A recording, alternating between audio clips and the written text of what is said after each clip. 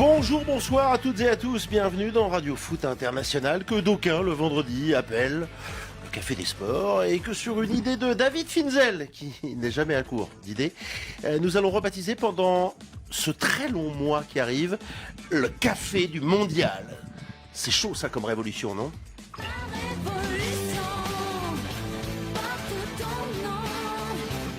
Bon, ça y est, la Coupe du Monde est lancée, enfin dans l'un des 3 pays hôtes pour l'instant, le Mexique. Première journée du groupe A bouclée, et de ce côté-là, pas vraiment de révolution. Dans la foulée d'un match d'ouverture fidèle au match d'ouverture finalement, qui a vu le Mexique dominer de bien faibles Sud-Africains. Quelques heures plus tard, les Sud-Coréens ont rejoint avec 3 points les Mexicains en dominant la République tchèque, la Tchéquie, 2-1. 2 rencontres qui n'ont suscité qu'un intérêt moyen. Vivement les grosses affiches dès demain, samedi. Oui. Même si on sait qu'avec cette formule à 48, le premier tour va être long. Très long, tellement long. Bon, donc débrief ou redébrief de ces 2 premiers matchs qui ont permis à leurs vainqueurs de prendre une grosse option en vue des 16e de finale. C'est comme ça que ça fonctionne, une très grosse option. D'accord avec ça, mon cher Xavier Barret ? Oui, bien sûr. Dans cette Coupe du Monde, il est important de marquer des points d'entrée. Salut à tous. Et d'en prendre 3, c'est encore mieux, puisque donc nous parlerons des 2 matchs qui se sont déroulés au Mexique hier et la nuit dernière. Et retournons-y, car là-bas, il y a toujours Annie, son Poncho et son Julien Boileau. Une dernière fois, nous nous plongerons dans l'histoire du stade Aztèque avec l'homme qui a vu l'homme. Vous connaissez cette histoire de l'homme qui a vu l'homme qui a mis le but grâce à la main de Dieu ? Formidable enquête. On en a l'eau à la bouche, non, Rémi Ngono ? L'eau à la bouche, oui, parce que effectivement, nous aurons après l'eau dans la bouche, nous aurons le miel qui va arriver parce que les Lions indomptables sont en train de prendre leur avion pour arriver au mondial. Donc ne vous en faites pas, ce sera très chaud. Ça nous avait échappé celle-là. Alors il y a un désistement peut-être de l'Iran et donc ils sont qualifiés d'office ? Oui, le Cameroun est qualifié pour jouer souvent à la mi-temps. Voilà. Oui, c'est ça, voilà. Et qualifié pour jouer à FIFA. Alors après quoi ? Les matchs du jour, évidemment, direction le Canada et Toronto pour retrouver Frédéric Suto. Premier match là-bas ce soir, 19h, temps universel. Canada-Bosnie, toujours pas une grosse affiche, mais un premier match chez un autre pays hôte. Ambiance, intérêt, forces en présence et des supporters bosniens chauds bouillants. I'm from Bosnia, take me to America. I really want to see Statue of Liberty. Vous aussi, Benjamin Mukanjo, you want to see Statue of Liberty ? Bien sûr. Ouais, mais enfin, pour l'instant, vous êtes à Paris. Oui, bon, peut-être que vu l'évolution des matchs et des résultats et des équipes qui seront peut-être trop beaux, peut-être je serai appelé à y aller. Mais je constate que Rémi, il parle dans l'oreille d'Infantino. Je suis surpris. Ouais, voilà, il est prêt à tout. Vous savez ce gars-là. Vous penserez à remonter un tout petit peu votre micro, qu'on vous entende mieux. Bonjour, en tout cas, merci d'être avec nous. Et bien après tout ça, sans niaiser, viendra l'heure des cartons, les vôtres, puis les nôtres. Attention, il y a du rouge dans l'air. Laurent Salerno est dans la place. À Radio Foot, il n'y a plus qu'à. C'est terminé, le Mexique remporte ce match d'ouverture 2-0 face à l'Afrique du Sud. Début idéal pour le Mexique qui réussit son entrée dans la compétition. Vous avez été attendu de pas mettre ce ballon trop haut. Le centre tendu. Eh bien, les 2 entrants qui font la différence. Ce but est parfaitement valable. Eh bien, c'est la Corée qui prend l'avantage. C'est parti donc pour ce premier café du mondial, vous l'avez compris, et c'est parti surtout dans le groupe A. On en dit quoi de ce groupe A après la première journée ? Petit tour de table, Benjamin, ces 2 premières rencontres, fidèles à des premières rencontres de Coupe du Monde, non finalement, Mexique, Afrique du Sud, Corée du Sud, Tchéquie. Déjà, je peux dire que les favoris, entre guillemets, de cette poule ont gagné. Maintenant, c'est vrai que dans la manière, dans la qualité du jeu, ça reste à désirer. Moi, je m'attendais à un jeu beaucoup plus flamboyant, surtout notamment du côté de l'Afrique du Sud. Je m'attendais à du répondant. On les a pas sentis dans ce match-là. Quelque part aussi, est-ce que c'est pas dû aux erreurs ? Il y avait beaucoup de peur. J'ai eu l'impression à l'entame de ce match. La composition d'équipe déjà de la part du gros boss, de décider de passer à 5 derrière quand on n'a pas travaillé ça pendant des semaines et voire même des mois et des années, c'est difficile de le mettre comme ça en place le jour de match d'ouverture. Maintenant, le Mexique, pour moi, n'a pas forcément été flamboyant aussi dans le jeu. Ils ont été T'aurais pu gagner efficaces. 4 ou 5-0, on peut pas dire qu'ils étaient... Oui, parce qu'en face, il très y avait un réalistes. très très bon gardien aussi, hein, William, qui a fait une grosse performance, même si, voilà, même s'il prend 2 buts derrière. Mais pour moi, Il aurait oui, pu en prendre un troisième, l'Afrique du 100% Sud pour ne m'a pas forcément rassuré. Est-ce que je m'attendais à mieux? Oui, je m'attendais à mieux parce que j'estimais qu'ils allaient croquer en plein dedans, hein. Ça faisait 16 ans qu'ils n'étaient pas à une Coupe du Monde. Ils reviennent à la Coupe du Monde. Forcément, ils doivent montrer autre chose. Et puis, malheureusement, il y a ces 2 cartons rouges aussi qui va quand même les priver de 2 joueurs importants dans leur effectif pour les prochains matchs. Voilà, c'est pas rassurant, mais une Coupe du Monde, on disait, à 48 équipes. Je crois qu'aujourd'hui, avec 3 points, on est possiblement, on peut se qualifier pour les 16e de finale. Mais ces matchs-là, il va falloir les gagner et surtout montrer notre visage. C'est peut-être là le regret pour les Mexicains qui, en gagnant avec 2 ou 3 buts de plus, se seraient sans doute mis à l'abri. Xavier, Oui. je vois que Benjamin, clairement, n'a parlé que d'un match. Ça veut dire qu'il n'a pas fait l'effort. Il ne s'est pas levé à 4 h du matin. Je crois que sur le diffuseur français à cette heure-là, que vous connaissez bien, Beansport, Oui, ils étaient 5. Je l'ai Et des regardé ce insomniaques, matin. exclusivement des insomniaques. Je l'ai regardé ce matin, le deuxième. Xavier, votre avis sur Ouais. ces 2 premiers matchs du groupe A? Oui, alors pareil, moi j'ai pas tenu en fait, j'ai essayé de veiller pour voir le Corée du Sud République tchèque, mais j'ai fini par m'endormir et j'ai vu que le résultat un peu plus tard et la logique, comme l'a très bien dit Benjamin, est respectée. Si vous regardez le classement FIFA, effectivement, les 2 équipes les mieux classées se sont imposées. Le Mexique, moi j'ai trouvé, a été bon au rendez-vous parce qu'on sait que comment c'est quand vous êtes organisateur, surtout au Mexique, le football c'est une religion, hein, c'est pas juste un divertissement. Donc ils avaient quand même une grosse pression, cette sélection mexicaine, et franchement ils ont fait une très bonne entame de match, ils ont complètement étouffé les Bafana et ils ont logiquement remporté ce match. Est-ce qu'ils auraient pu l'emporter plus largement? Sûrement, mais on sait que Ronwen Williams, le capitaine des Bafana est un très bon gardien, il l'a encore prouvé hier. Donc les cartons rouges, bon, eh ben, moi je trouve que c'est plutôt bien que les arbitres sévissent, qu'ils sévissent contre les fautifs, qu'ils soient d'une équipe ou qu'ils soient du pays organisateur. Donc je trouve que le ton est donné, qu'il n'y a effectivement pas de complaisance et une sévérité forte, mais voilà, au moins là on est fixé. Et l'autre match, ce que j'en ai vu, donc les extraits, j'ai trouvé qu'il y avait une vraie opposition de style, comme on pouvait s'y attendre un peu, entre des Sud-Coréens toujours très techniques, très vifs, et des Tchèques qui ont joué. Alors, historiquement, les Tchèques, c'est des très bons footballeurs. Là, ils ont un peu un creux de génération, ils sont en train de repartir. On les attendait pas d'ailleurs à cette Coupe du Monde, ils sont passés par les barrages. Ils ont marqué un premier but de la tête sur une longue touche. Ils ont marqué un deuxième but de la tête sur un coup franc qui a été refusé pour hors-jeu, alors qu'à chaque fois, ils menaient au score. Et en fait, les Coréens ont fait preuve de beaucoup de détermination pour d'abord égaliser et ensuite l'emporter. C'est la Corée du Sud. Ils étaient au Mexique en 1986 et Ouais. depuis, ils ont été à toutes les Coupes du Monde. Ils n'en ont pas raté une seule. Il n'y a que 5 pays qui font comme eux, aussi bien, si ce n'est mieux. Oui, c'est vrai que c'est leur 12e Coupe du Monde aux Sud-Coréens. On se rappelle demi-finale chez eux en 2002, dans certaines conditions. Ouais. 8e de finale en 2022. Ils s'étaient fait exploser littéralement par le Brésil, je le disais hier, et qui à ce moment-là se posait comme un vrai Favori. prétendant au titre. Puis ça a fait plouf en quart contre la Croatie. Mais c'est vrai qu'ils sont souvent là. Votre avis, Rémi, sur cette ouverture de la Coupe du Monde, finalement, cette première nuit, ces 2 premiers matchs, il fallait bien qu'elle se lance. Vous avez été déçu, content, comme d'hab. Qu'est-ce que vous en pensez de cette ouverture? J'étais très content parce que depuis un certain temps, je ne parvenais pas à trouver le sommeil. Bah, Et ça va être pratique, là, la Coupe du Monde, pour ça. grâce à ces 2 matchs, je me suis Tu as rendu pu dormir compte que à chaque fois, je dormais. Ça, c'est...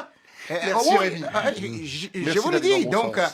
d'ailleurs, le deuxième match était alors formidable parce que pratiquement, on me dit Lee à la défense qui envoie la balle à son confrère Lee.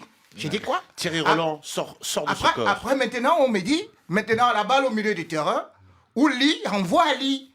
Après, j'apprends que un autre Lee à l'attaque vient de faire un centre et à la réception Lee. Je me suis dit, je vais au lit. Mais tout le monde, c'était des Lee, Wang Chongpong, Lee, Wang Tingtou. Mais c'est quand même difficile. Et je me pose des questions, comment est-ce que les joueurs et même les sélectionneurs font pour les remarquer?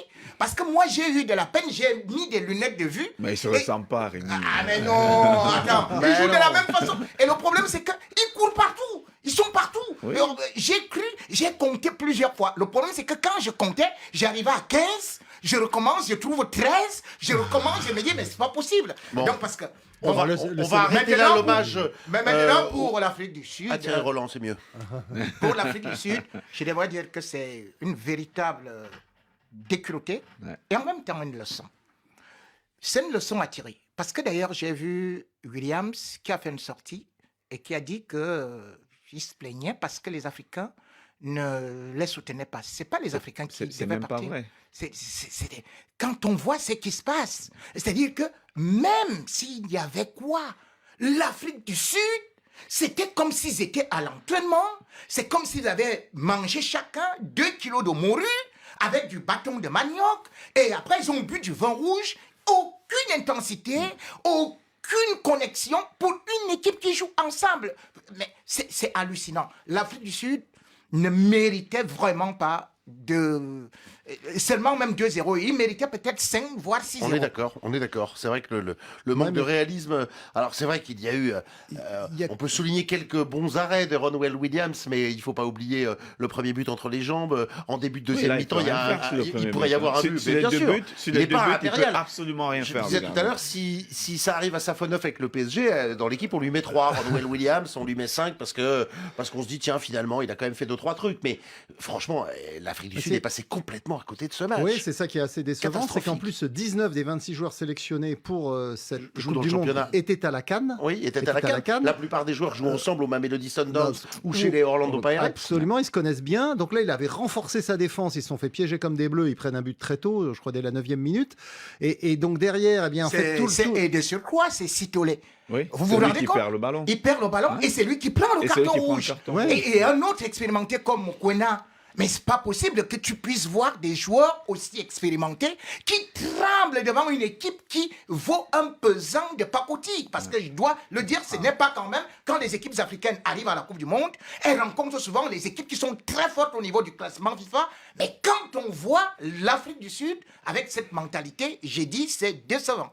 Et puis il y a un autre élément, c'est Temba Zwane, qui n'était pas lui au Maroc à la dernière Coupe d'Afrique des Nations. C'est un joueur très bon, mais il est âgé maintenant, il a 36 ans. Et donc Hugo Bross s'est rendu compte que lors de la dernière Coupe d'Afrique des Nations au Maroc, l'Afrique du Sud, les Bafana avaient manqué de créativité par rapport à la précédente Coupe d'Afrique des Nations où ils avaient été jusqu'en demi-finale. Donc il a rappelé Temba Zwane. Là, il ne le met pas comme titulaire parce que, comme on l'a dit, il a 36 ans. Il le fait rentrer en deuxième mi-temps et au bout de 20 minutes, il s'est fait expulser. Alors, je trouve que le carton rouge est un peu sévère. Mais bon, voilà. Franchement, il bien mérité. Bon, le deuxième est sévère. Et donc, il fait le deuxième carton rouge oppose Zwane. Oui, moi je trouve qu'il est absolument pas sévère parce qu'il y a quand même un contact au niveau du visage du Mexicain et la loi elle est claire. Il y a une obstruction d'Alvarado. La première faute, c'est Alvarado qui fait une obstruction sur Temba Zwane. C'est pour ça qu'effectivement, il a tort de donner un coup. Ah oui, mais il y a quand même une faute au niveau du visage. Il y a quand même une obstruction de Alvarado sur Temba Zwane. Donc c'est pour ça que je la trouve un peu sévère, cette deuxième expulsion des Bafana.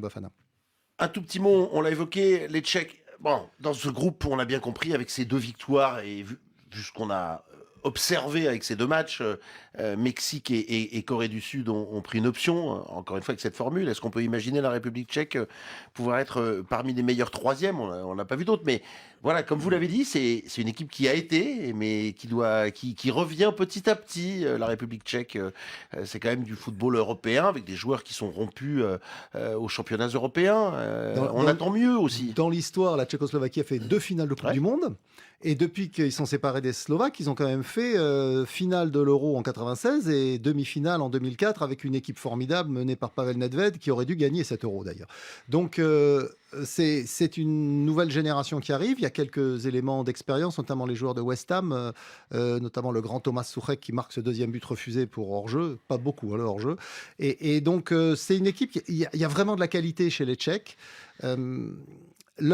S'il gagne, oui, je pense qu'il y a de la qualité. Il manque un peu d'expérience, là, un peu de bouteille, mais il y a de la qualité. Aussi prenait peut-être 3-4 buts. Surtout en première mi-temps. Oui, il faut regarder ça. J'ai vu la première mi-temps, honnêtement. Les Tchèques c'est le même match. Ils font le même match que l'Afrique du Sud. Oui. En première mi-temps, ils ont eu du mal. Mais avec ce jeu qui je concède, est pas très emballant, ils sont capables de marquer un premier but, un deuxième refusé pour hors-jeu. Mais ils sont ils sont pas si loin que ça finalement. Donc je pense que c'est une équipe qui peut créer peut-être ce qu'il faut pour arriver troisième. À suivre. Pas sûr qu'on ait un meilleur troisième dans ce groupe-là, qui n'est pas très très emballant quand même. On espère que dans ceux qui viendront, et on voit quelques groupes qui sont très prometteurs, on aura quand même de meilleures choses, mais belle option prise par le Mexique et la Corée. Deux rencontres qui se sont déroulées au Mexique, à Mexico et à Guadalajara.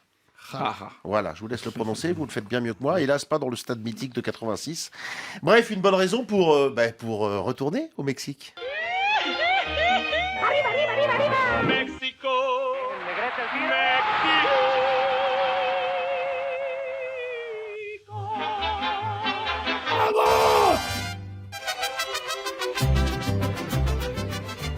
Fin de semaine oblige, fin de séquence pour nous au Mexique. Et pour elle, la dame Zou, allez hop, dans l'avion de retour dès demain. Et ici, au Studio 41, dès mardi. Non mais, bonjour Anita. Hola Olivier, comment estás? Comment ça va? C'est à vous que je demande. On vous a vu faire la fête dans les rues de Mexico jusqu'à 5h du matin.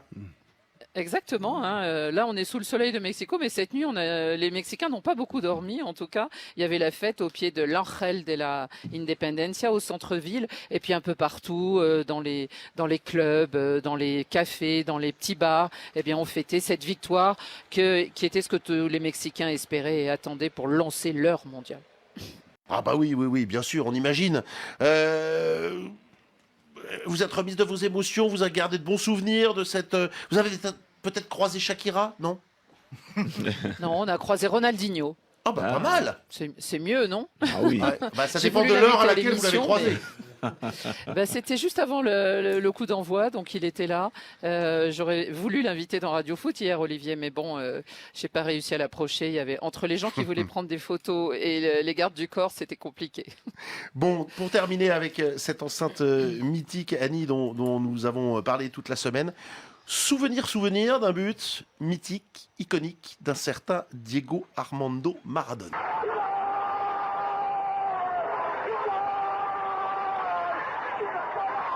Eh bien, l'homme que l'on vient d'entendre commenter cette chevauchée fantastique de Diego Maradona face aux Anglois, on s'en souvient. Vous l'avez rencontré, Annie? Oui, je l'ai rencontré et vous savez, ce texte, il est quand même incroyable parce qu'il le fait en direct et notamment dans toute cette tirade qu'il a. Il s'appelle Victor Hugo Morales. À un moment, il dit « Maradona, c'est à en pleurer. Cerf-volant cosmique, de quelle planète es-tu venu pour laisser autant d'Anglais derrière toi pour que le pays soit un point serré qui crie pour l'Argentine ?» Et ça va comme ça encore quelques minutes. Alors je lui ai demandé à Victor Hugo Morales, qui revient là, qui est au Mexique, qui ne commente pas les matchs, mais qui fait une émission sur le football, comment il avait eu cette inspiration? Est-ce que c'était un peu prémédité? Ou comment on fait quand on est relator, comme on dit en Amérique du Sud, quand on est commentateur? La belleza de la jugada, que Il reste la beauté de cette action qui aujourd'hui encore n'a pas d'égal et reste la meilleure action de tous les temps dans le football. Et puis l'émotion que j'ai pu transmettre. Je suis toujours heureux d'avoir dit ce que j'ai dit, même si je ne sais pas pourquoi j'ai eu ces mots. Mais nous, les relatores, les commentateurs, les Sud-Américains en général et les Argentins en particulier, on est un peu fous. Il y a une certaine folie dans notre commentaire car nous voulons apporter de l'émotion à nos spectateurs. Ce n'est pas un commentaire objectif de ce qui se passe sur le terrain, mais on construit un spectacle où l'émotion dépasse la valeur de la victoire ou le poids de la défaite pour mieux capter l'attention des gens. Et c'est ce que j'ai vécu, je l'ai toujours ressenti comme cela. Avec le but de Diego, je suis au maximum d'expression de mon émotivité et de transparence de mon humilité face à Maradona et face au football. Parce que cela m'a dépassé entrant dans mon corps et mon âme, et revenir au stade Azteca 40 ans plus tard, c'est un immense plaisir. Un grand plaisir. Alors, il est très sollicité, Victor Hugo Morales, parce qu'il est presque aussi connu que le but qu'il commente, et vous le trouvez d'ailleurs partout sur les plateformes. Mais il m'a expliqué aussi quand même quel était le contexte qui l'avait peut-être poussé à magnifier son commentaire. La sélection La sélection de Bilardo avait été très critiquée, mais moi je l'avais défendu. Et alors il s'est passé ce que nous, êtres humains, adorons, avoir raison. Et à ce moment-là, l'Argentine se retrouvait parmi les 4 meilleures équipes du mondial, alors que je l'avais annoncé. Et ce but de Diego venait me donner raison, moi qui les défendais. L'émotion d'avoir raison a aussi eu son importance dans ce commentaire.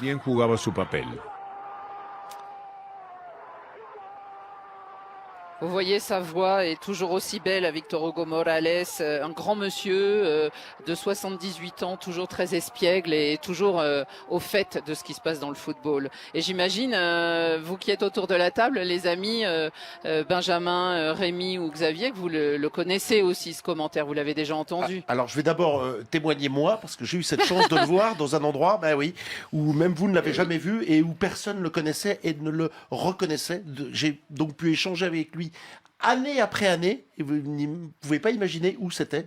C'était à Roland-Garros. Eric Mamrut et moi avons eu la chance d'être son voisin. Il avait la cabine sur le court central à côté de la nôtre et il commentait Roland-Garros pendant 10 ou 12 ans. On l'a côtoyé pendant 15 jours et puis un jour on a su qui il était, Victor Hugo Morales. Moi, j'adore déjà ce nom entier. Et effectivement, homme charmant, vraiment charmant. Et puis, un personnage du métier. Je vous laisse, messieurs, dire un mot si vous le souhaitez. Mais en fait, il demandait à être dans la cabine à côté de la vôtre. Ah, tout à fait. Ouais, il demandait à Eric Mamrut d'abord et éventuellement Olivier Pron après. Non, mais c'est vrai que c'était quelque chose de le côtoyer pendant toutes ces années. Ça me rappelle, moi, je comprends très bien là, ce qu'explique Annie et vous aussi, Olivier. Ça me rappelle la fois où j'ai rencontré par un heureux concours de circonstances le radio-reporter qui avait raconté la finale de la Coupe du Monde 54, il est décédé depuis, au peuple hongrois. Ici à Paris, avec notre correspondant qui est lui aussi décédé. Et donc, victoire de l'Allemagne 5-4 face aux favoris hongrois de Ferenc Puskás. Oui, 3-2. Et donc, il expliquait comment il avait raconté cette finale et comment, au fil des minutes, alors que la Hongrie menait 2-0, ils se sont retrouvés menés et la meilleure équipe du monde, qui avait été invaincue pendant 4 ans, se retrouve privée de ce sacre mondial. Et donc, c'est un personnage, en plus, la plupart des joueurs hongrois étaient déjà morts. Et je me souviens, j'étais là avec différents correspondants de France Football et ils étaient tous subjugués par ce que racontait cette personne. Donc je comprends très bien ce que dit Annie, ce que vous racontez Olivier. Ce sont des témoins d'un moment de l'histoire du football. Et puis des raconteurs d'histoire, évidemment.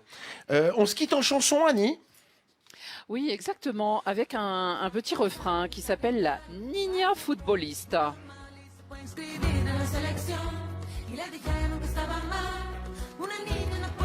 Alors cette chanson est signée par une des plus grandes chanteuses du Mexique, elle s'appelle Julieta Venegas. Et c'est une chanson qui raconte en fait une petite fille qui aime bien taper dans le ballon, mais son papa, ça lui plaît pas beaucoup. Et puis quand même, quand elle marque un but qui impressionne tout le monde, eh bien il la laisse grimper dans les bus avec tout le monde, aller jouer même avec un club et finir en sélection. Le problème, c'est que cette chanson, eh bien, elle a créé une polémique ici au Mexique parce que alors que c'est pour promouvoir au départ, et c'était l'idée un petit peu, notamment du gouvernement et de la présidente Claudia Sheinbaum, eh bien, il y a eu des polémiques sur est-ce qu'on doit promouvoir le football féminin en plein milieu d'une Coupe du Monde qui, en ce moment, est seulement masculine. Mais surtout, la polémique, c'est peut-être parce que cette chanson date de 2003 et qu'elle est peut-être plus adaptée au temps d'aujourd'hui. Et Juan Rodriguez, notre ami professeur universitaire, nous explique pourquoi. La plupart des gens n'ont pas aimé cette chanson, mais il faut donner un contexte.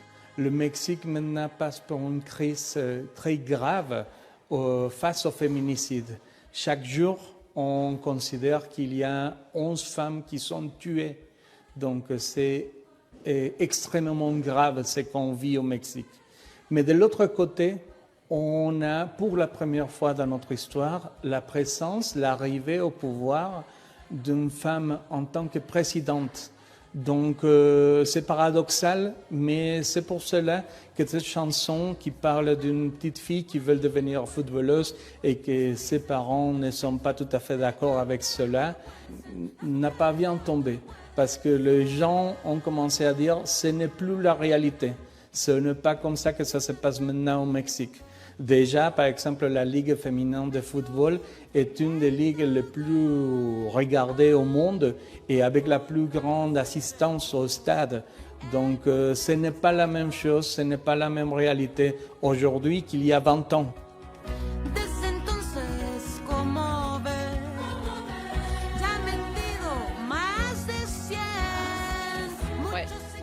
Alors la présidente, dans une conférence de presse il y a 2 jours, a expliqué que ce n'était pas du tout une chanson du mondial, ni imposée par le gouvernement, mais ça a créé des polémiques, beaucoup d'invectives contre cette chanteuse qui est très populaire et qu'on a accusé un peu de se mettre au service du gouvernement. En tout cas, c'est vrai qu'ici, le football féminin marche bien, le championnat se professionnalise. Et vous savez, il y a une équipe pas très loin de Mexico, dans une ville de 900 000 habitants, qui s'appelle Toluca, et où jouent pas mal de Français. On appelle ça le club des Françaises, avec Eugénie Le Sommer, Amandine Henry, Faustine Robert. L'entraîneur jusqu'à présent était Patrice Lair et elles ont terminé en demi-finale du championnat dans les playoffs. Elles ont été jusqu'en demi-finale. Et puis il y a aussi une certaine Jennifer Hermoso, l'espagnole, voilà, qui joue à Los Tigres.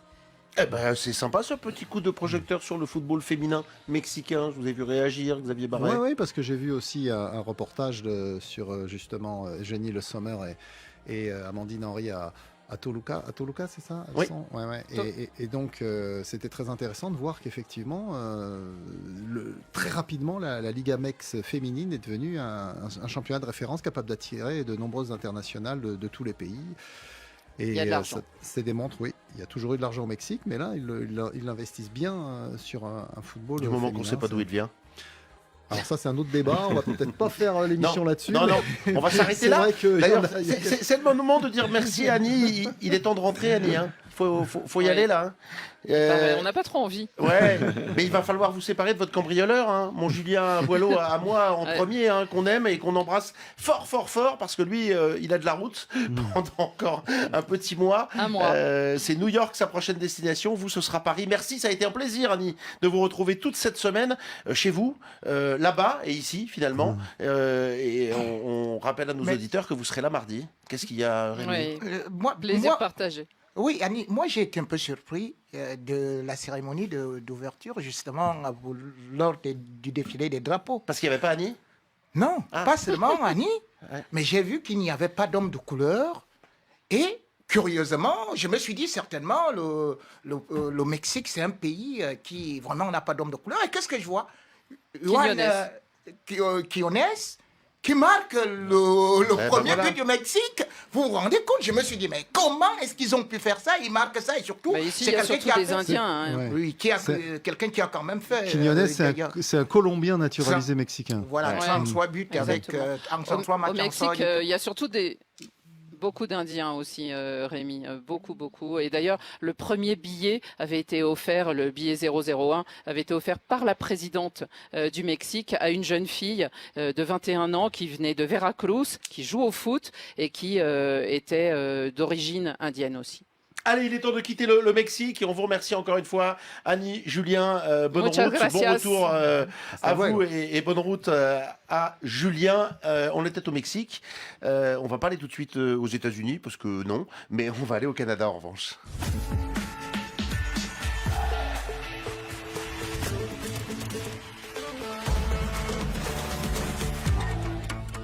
Ma cabane au Canada est blottie au fond des bois. Lynn Renaud a-t-il déjà eu le temps de construire sa cabane là-bas au Canada? Sûrement pas. Mais ça viendra. Coup d'envoi donc ce soir du mondial à Toronto où séjourne Fred Suto. Ah, il fait moins le malin que tous les vendredis avec sa tablette et ses auditeurs, le Fred Suto. Hop, sur le terrain pour les gros matchs. Bon, enfin gros match. On demande à voir. Bonjour chef. Salut Olivier, salut toute la team, ils sont tous là, Rémi, Xavier, Benjamin, oh là là, je suis presque jaloux. Ouais, pour un peu on aurait sorti votre tablette du tiroir pour qu'elle soit là aussi. Bon. Elle est derrière le bureau, derrière mon siège. Non, je vais pas là où j'ai pas le droit d'aller, je vais pas. J'ai laissé le chargeur aussi Olivier. Avant que vous essayiez de nous vendre Canada-Bosnie d'abord, chose vue, ambiance ou pas chez vous? Bah dites donc, derrière vous on entend un peu d'ambiance. Ah bah oui, l'ambiance du moment, c'est qu'on est déjà au stade là, hein. On est au stadium de Toronto, le match dans un peu plus de 2 heures, on répète, il y aura une petite cérémonie d'ouverture comme on a eu hier avant le Mexique-Afrique du Sud. Mais dans la ville, Olivier, pour ne rien vous cacher, ça tarde un petit peu à se mettre en route, hein. Alors oui, aujourd'hui, en prenant là, les transports pour venir au stade, ça y est, enfin, on a vu des supporters, des maillots rouges dans les rues, les grandes artères de Toronto. Mais depuis 48 heures que je suis là, c'était surtout les supporters des Blue Jays, le baseball. On a suivi aussi dans les pubs la finale NBA qui se passe aux États-Unis entre les Spurs et les New York Knicks. Mais le foot, le soccer, c'est pas tout à fait ça. Beaucoup de magasins de hockey sur glace également, hein, si vous avez des idoles, la Coupe Stanley. Je peux vous ramener un maillot. Il y a les sports nord-américains classiques et le soccer qui a un petit peu du mal à se faire une place au soleil. Ça pourrait m'aller parce qu'en général ce sont des maillots très très très très larges. Je devrais pouvoir rentrer dedans pour une fois, même en taille L. Donc pas un gros engouement. On a l'impression d'un discours, le vôtre, hein, copier-coller à celui d'Antoine Grenier que nous avons eu hier en direct de New York, la NBA, tout ça. Bon, il faut espérer que ça démarre. Vous avez quand même trouvé des fans de sport, Frédéric, hein, qui habitent Toronto, qui aiment les cartons, hein, d'ailleurs, de Radio Foot du vendredi. Edgar et Mélissa, ils vont suivre, bien entendu, ce match Canada-Bosnie, mais ils reconnaissent eux aussi qu'autour d'eux, le soccer reste encore assez confidentiel. Toronto, elles découvrent tout ça. Des fois, le monde se dit « Oh, mais c'est quoi FIFA ?» et tout. Ils découvrent le soccer. C'est plus les filles qui sont dans le foot, pas les garçons. Mais je pense qu'à partir de maintenant, le fait que, surtout l'ouverture de la Coupe du Monde au Canada se fait à Toronto, à mon avis, ça va créer un précédent. Oui, moi, le soccer, je vous dirais, quand moi, je parle à mes amis, à la famille, que j'écoute le soccer, le foot, ils sont toujours surpris parce que c'est rare. Il n'y a pas beaucoup de gens ici qui suivent le soccer. Donc, mais oui, on espère toujours. Hein, on veut toujours que l'équipe de notre pays gagne parce que ça serait vraiment la folie. Si le Canada gagne, je crois que ça pourrait vraiment aider le foot à vraiment exploser peut-être à Toronto ou même au Canada. Donc, oui, on espère. Ouais, le délicieux accent de Mélissa. Fred, donc pour l'instant vous êtes un peu tout seul, avec des gens pas très sympathiques autour de vous là au stade. On est un peu pointilleux sur la taille des sacs. Ah les organisateurs, là, le personnel de la FIFA, oui, ils passent dans les rangs là et il faut bien qu'ils s'occupent un petit peu. Donc si votre sac dépasse, on vous signale, il faut le mettre sous la chaise, il faut pouvoir... Non, ça rigole pas, mais bon. C'est intéressant comme témoignage, ça veut dire que la FIFA est bien présente donc sur cette Coupe du Monde. Ils sont, elle peut faire 2-3 trucs éventuellement. Dites donc, on est heureux de le savoir. Quelque chose me dit qu'on va en reparler au moment des cartons. Allez Fred, Canada-Bosnie, comme dirait Baptiste Leduc, qui sera avec vous à l'antenne tout à l'heure. Un vrai match de Coupe du Monde, 2 équipes dont on ne parle pas ou quasiment pas pendant 4 ans. Et puis hop, tout d'un coup, toc, c'est la Coupe du Monde et on a un Canada-Bosnie et un petit coup de projecteur. C'est pas faux. Vous serez là dans 2 heures et 16 minutes exactement. Je regarde l'heure en face de moi pour nous commenter ce match. Il y aura Xavier Barret, bien sûr, avec Baptiste Leduc. Oui, un vrai match de Coupe du Monde. Absolument. Le Canada qui a déjà participé à 2 phases finales, 6 matchs. 0 victoire. Donc là, ça peut être historique pour eux. Non, mais ça peut être historique pour eux parce que en 2022, vous vous en souvenez peut-être, ils étaient dans une poule difficile avec le Sénégal, les Pays-Bas, l'Équateur, et ils n'avaient pas été ridicules. Ils avaient été battus, mais ils n'avaient pas été ridicules. Et donc là, c'est un peu la même ossature puisque 13 des 26 joueurs, donc la moitié étaient au Qatar, mais depuis, ils ont participé à la Copa América.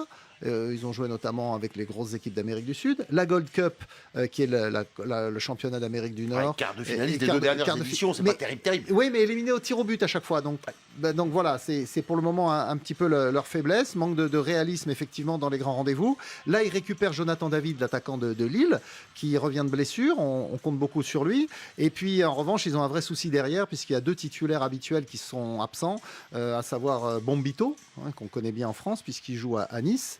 Il a joué très peu, mais il est sous contrat avec Nice. Et puis Afonso Davies, surtout du Bayern de Munich, qui lui revient de blessure, mais qui n'est pas encore opérationnel. Donc c'est une équipe canadienne qui va d'abord tout faire pour ne pas perdre. Et dans ce groupe où il y a la Suisse qui est en favori et le Qatar qui est le petit poussé, il y a vraiment une place pour passer. Et pour la première fois de son histoire, le Canada peut accéder aux phases d'élimination directe. Rémi, c'est pas le groupe qui nous fait le plus rêver quand même. Qatar, Suisse, Canada, Bosnie. Il y a peut-être un coup à jouer pour les paris, sortir les deux qui vont se qualifier. C'est le privilège du pays organisateur. Hein. Vous êtes tête de série, comme les États-Unis, comme le Mexique.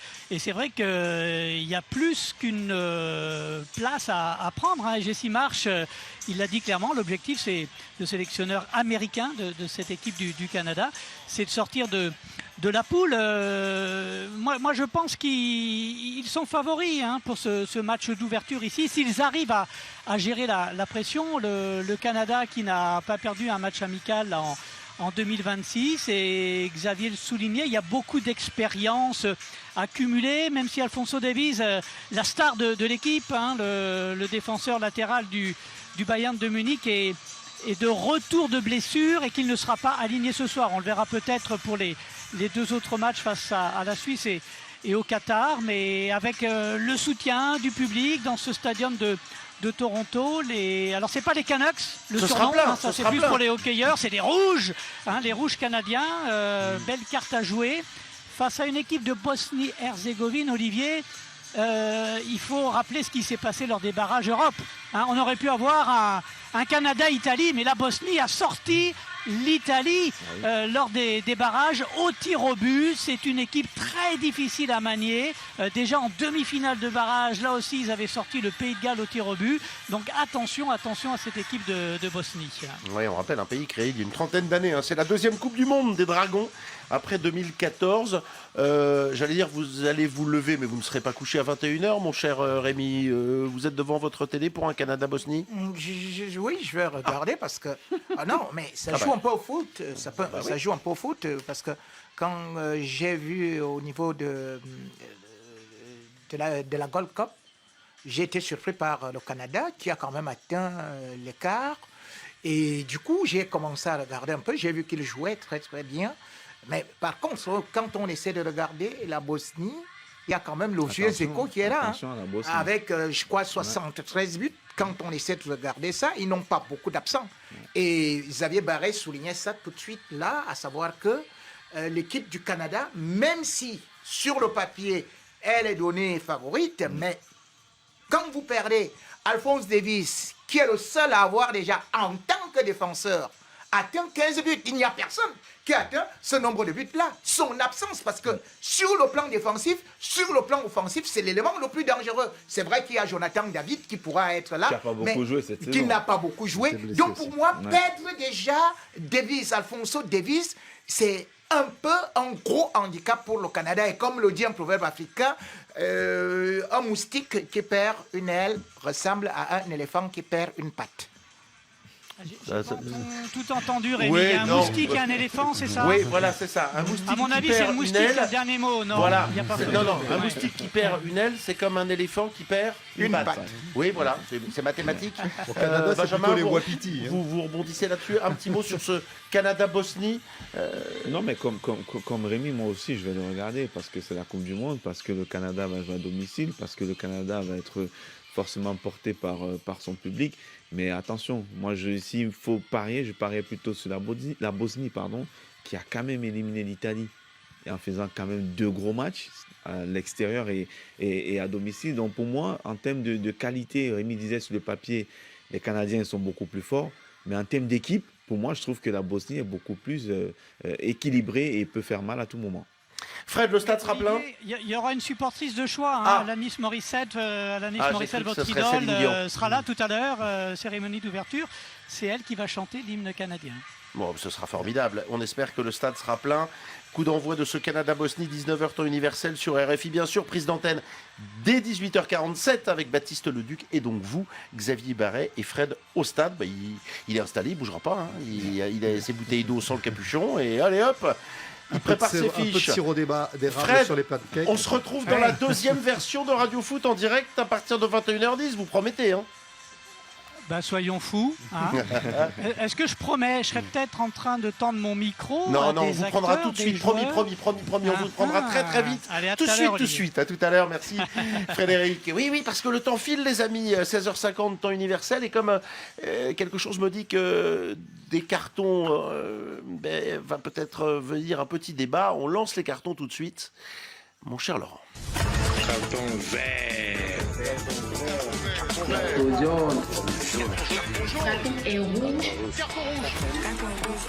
Les vôtres d'abord, un petit peu à sens unique, mais ça se comprend. Hein. Foot d'abord, très rouge ensuite.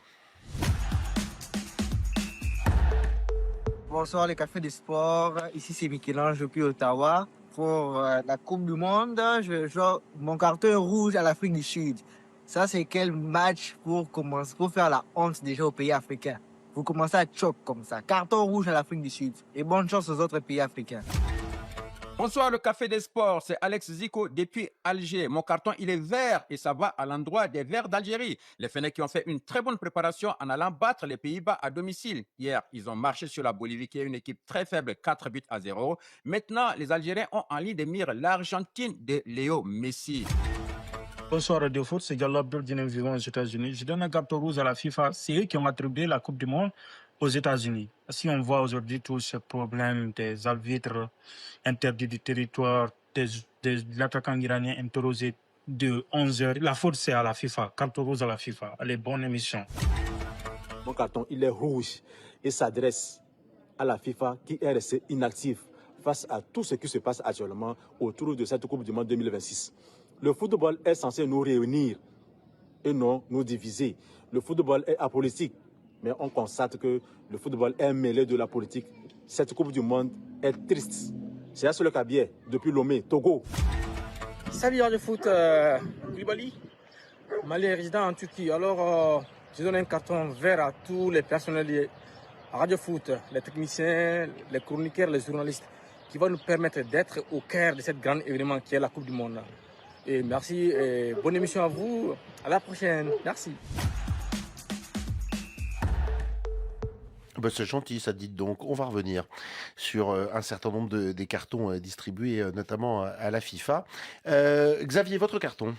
Ben moi, ça va être un carton vert qui va prendre un peu le contre-pied de ce qu'on vient d'entendre, parce que effectivement, il y a sûrement des reproches à faire au niveau de l'administration et de l'organisation de la compétition, mais je voudrais juste rappeler que Ali Karimi, le capitaine de l'équipe d'Iran, l'ancien capitaine de l'équipe d'Iran, s'est fait saisir ses biens, confisquer tous ses biens chez lui en Iran. Il est réfugié où? Aux États-Unis. Que l'ancien buteur de la sélection turque, qui avait eu l'occasion, Hakan Şükür, qui avait eu l'occasion de s'illustrer lors de la Coupe du Monde 2002, a dû fuir la Turquie du président Erdogan et il est réfugié aux États-Unis. Donc il peut y avoir des choses qui ne fonctionnent pas, mais il ne faut pas oublier ça non plus, que les États-Unis, c'est aussi un grand pays de liberté qui accueille les anciens footballeurs qui sont persona non grata dans leur pays. Ça ne le prouve pas totalement en préambule de cette Coupe du Monde, mais on y reviendra peut-être. Benjamin. Oui, moi mon carton il est jaune et bien évidemment il est pour la FIFA. Encore une fois, je vais dans la même lignée que nos auditeurs tout à l'heure. J'ai regardé le match hier Corée du Sud, République tchèque et j'ai été surpris du nombre de places vides, laissées vides. Et donc je me suis interrogé, on en a eu ce débat ici dans Radio Foot, les prix des places aujourd'hui. Et on sait qu'on a toujours défendu ce football populaire où tout le monde pouvait aller au stade, tout le monde devait avoir cette possibilité d'aller supporter son équipe, d'aller regarder un match. Mais quand vous mettez quand même des prix à $500 la place, c'est clair que c'est très réducteur et c'est pas tout le monde qui peut se permettre de se payer une place. Donc pour moi, cette Coupe du Monde, c'est la Coupe du Monde de la richesse et que pour les gens riches. Et je trouve ça très dommage. Ça, c'est sûr que pour l'instant, c'est pas non plus celle de l'Afrique. Rémi, votre carton? Carton vert. Parce que la Coupe du Monde se joue ailleurs, il y a le meilleur club du monde ailleurs aussi. Et avec Bernardo Silva, bien évidemment, parce que ici, on vient de recruter Bernardo Silva. Qu'est-ce que les gens ont dit ici avec le Barça des avions barrés? Oh, de quoi manger avec Bernardo Silva? Ils sont allés au lit, après ils sont allés en boîte de nuit, voilà déjà la chambre de déco, il y a ceci et cela. On a déjà mis la déco dans le marché de Bernardo Silva. Après, on entend que non, il va dire maintenant à Atlético, oh vraiment c'est beau là-bas et on a donné beaucoup d'argent en fin de compte, qu'est-ce qu'on en prend? Que Deco est tout simplement parti au Real Madrid. Il y a un proverbe africain. Bernardo Silva. Allez au Real Madrid. Les autres ont chanté, ont fait beaucoup de bruit depuis des mois. Comme le dit un proverbe africain, la vache qui mugit trop ne donne pas de lait. D'accord. Carton rouge de Radio Foot. Il aurait pu être aussi mis à la FIFA. Hein. C'est un carton rouge et à Gianni Infantino en particulier, à l'organisation et à l'attitude lamentable de l'administration Trump jusqu'ici. Donc ce carton rouge, il est pour la CAF. La CAF, la Confédération africaine de football, incapable de la moindre réaction pour défendre, ou au moins essayer de défendre, le rejet de l'arbitre somalien Omar Hartan, meilleur sifflet africain en 2025. Honteux de ne pas voir de réaction de l'instance continentale, décidément inféodée chaque jour un peu plus à la FIFA. Motsepe, rien, la com de la CAF existe-t-elle? Non, la leçon, elle vient de l'UEFA qui décide de confier à Hartan le sifflet pour la Supercoupe d'Europe en août prochain. Les Européens donnent la leçon en confiant à Hartan le sifflet pour le match Paris Saint-Germain-Aston Villa. Pour moi, c'est la honte absolue et j'aimerais bien avoir votre avis, Benjamin Moukanjo, sur cette CAF. Allô? Est-ce que vous êtes là? Le Caire, ça communique? Non, mais pourquoi j'ai l'impression que je ne suis pas surpris, parce que la CAF nous a déjà montré qu'elle était un peu sous tutelle de la FIFA et que c'est la FIFA qui décidait de tout ce qui se passe au niveau de la CAF. On va revenir encore sur des anciens débats. La CAN aujourd'hui qui va passer tous les 4 ans, on attendait qu'est-ce que la CAF devait dire, personne n'a rien dit. Et au-delà même de la CAF, je suis même encore... Les supporters africains qui ne peuvent pas venir. Je veux même encore aller plus loin. Je me dis que il y a un vrai manque de solidarité, parce que même au niveau des fédérations aussi, quand on voit tout ce qui se passe et des supporters qui ne peuvent pas se déplacer, on pouvait espérer que même au niveau des fédérations, qu'on puisse organiser quelque chose. Je ne demande pas de boycotter la Coupe du Monde. Et les arbitres, ils ne pouvaient pas dire quelque chose, les arbitres africains? Les Africains l'ont fait, ça, par le passé. Oui, mais là, on parle d'aujourd'hui. Mais aujourd'hui, il n'y a rien qui se passe. On a plutôt l'impression que chacun regarde midi à sa porte et que, voilà, on est encore une fois de plus, voilà, on subit tout simplement ce qu'Infantino décide, et je trouve ça dommage. Rapidement, Rémi. Je serai contre Benjamin. C'est Parce votre que droit. nous, Africains, nous aimons donner des leçons aux autres. Motsepe est sud-africain. En Afrique du Sud, on est en train de chasser les Noirs. On est en train de chasser les autres Africains. On dit que ce sont les autres Africains qui vont arracher le travail là-bas. Il y a la xénophobie, il y a tout ce qu'il y a actuellement en Afrique du Sud. Nous ne condamnons pas ça. Nous laissons ça faire. Et subitement, quand c'est ailleurs, on commence à dire oui, nous Africains, on est maltraités. Entre nous, est-ce que vous avez déjà appris qu'un Italien est expulsé en France? Est-ce que vous avez déjà appris qu'un Espagnol est expulsé? En Afrique, au Gabon, on expulse les Camerounais. Et partout, les Africains s'expulsent. On ne parvient pas. Il n'y a pas de paneuroïsme, mais il y a ce qu'on appelle le panafricanisme, soi-disant, pour abolir les frontières. Mais curieusement, l'Afrique est craquelée, claquemurée dans le passé. Et aujourd'hui, quand les Sud-Africains sont en train de pleurer, ou nous, Africains, il faut nous regarder en face. Nous ne nous aimons pas, nous ne sommes pas solidaires. Et il y a quelque chose par rapport à l'Afrique du Sud, et c'est un proverbe africain qui le dit, on peut laver un habit, mais pas sa conscience. Très bien. Eh bien, écoutez, je suis pas sûr qu'on ait tout compris, en tout cas de mon côté, mais ça se respecte, toute parole. Et voilà, on avait des Africains, des acteurs, et d'anciens acteurs, mais des gens concernés par cette Coupe du Monde. C'est très bien que l'on se soit exprimé. Mon petit doigt me dit que ça n'est pas fini. Merci d'avoir suivi ce Café du Mondial. On se retrouve bien sûr tout à l'heure.